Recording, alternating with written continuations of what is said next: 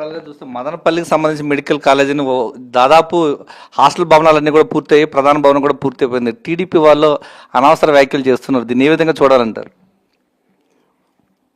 మరి నేను కూడా ఏదైనా కొత్త ఊర్లో పోతే కుక్కలన్నీ మరుగుతూ ఉంటాయి.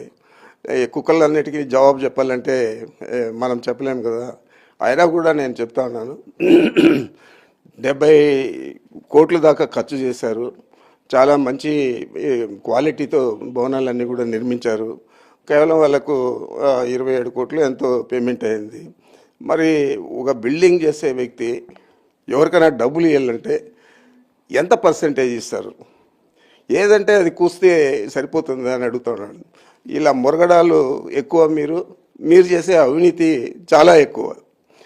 చిన్న నాయకుడి నుంచి సర్పంచ్ కంటే కింద ఉండేవాడి దగ్గర నుంచి ముఖ్యమంత్రి దాకా మీకు ఇదే కార్యక్రమం.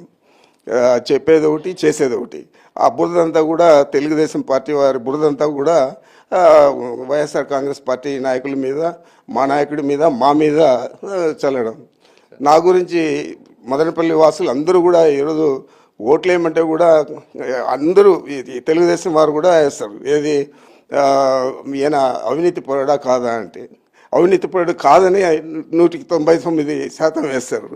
మరి వాళ్ళు కుక్కలు మరిగేదానికి నేను జవాబు చెప్పడం సమంజసం కాదు.